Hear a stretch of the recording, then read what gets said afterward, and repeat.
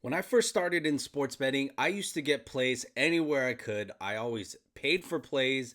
I looked on the internet and I looked, on TV, ESPN. I always looked for plays because I did not actually know how to come up with stuff on my own. So I was the guy that was always buying plays. Now, there's all these new shows on TV because of the legalization of sports betting. Sports books seem like they want to put on their own show about sports betting, and that's because they're trying to promote their sports book. So now, when a sports book puts out a sports betting show, and that show is about taking this pick, or here's our best picks, or here's our plays for this weekend, don't you think it's kind of contradictory that they are saying here's the best picks that you could put in our sports book to beat us? So that to me is such a contradiction, and they actually know what they're doing. What they're doing is they're actually trying to get you to place more bets on their sports book while they're just giving out plays suggestions. And I've looked at the show and watched some of the things that they're talking about. One segment, this is specifically to ESPN bets. One segment that they talk about is public bets, and they know this information because they go into the back end of their sports book, which is ESPN bet, and they see what most people are betting on. And boy, was I shocked on this last weekend's list of public bets. A lot of underdogs, like plus 200, plus 400. And this was the public bets. And, doing something like that, those things seem like easy to fade, that you would want to do fade the public type of bets. But, on the other side of a plus 400 is a very negative 300 or a negative 200. So, those aren't always the best place to take as well. But one thing that I did find in particularly interesting is their best bet section and their segment. And I'm going to show you their Thursday best bets and what their results were. This is what they had. They went 2-2 for a point 0.1 win on the units. And that's because they had a plus 135 here on the Astros money line versus the Orioles. But basically, they went 2-2. Anita got a W. Aaron got a W here. Tyler got a loss, and the staff pick was also a loss. Now, in looking at that, it's not that bad. They marked a win, so great, good for them.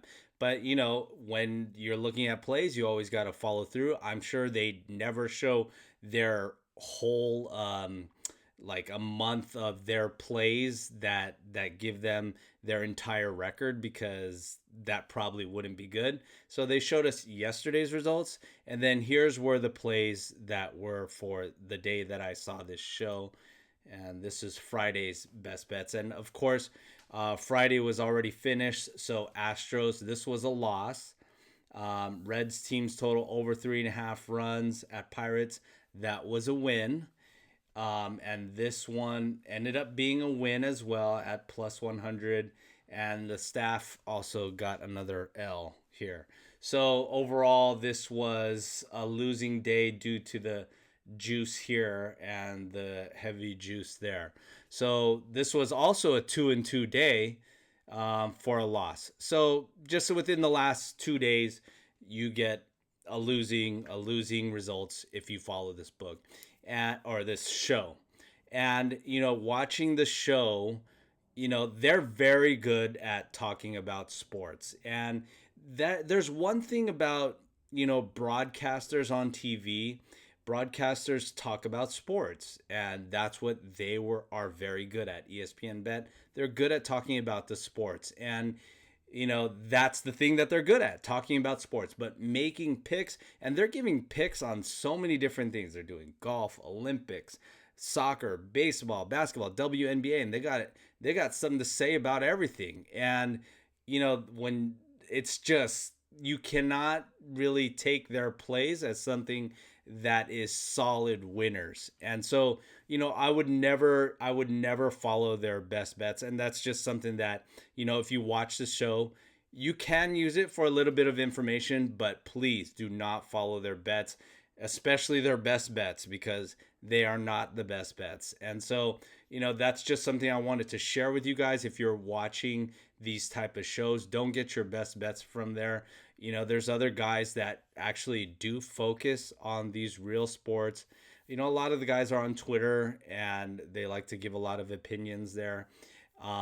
There's also guys everywhere, like on TikTok too. Some are good, some are bad. You kind of have to really feel some people out. But for sure, don't follow these guys that work for a sports book that are giving out picks. It's just a conflict of interest, and they really don't care if you are winning because they know that all they care about is you losing. You're gonna lose juice to them, and that's all they care about. So don't get your plays there. All right, this is Ken with Bettor Culture. I'll catch you on the next one.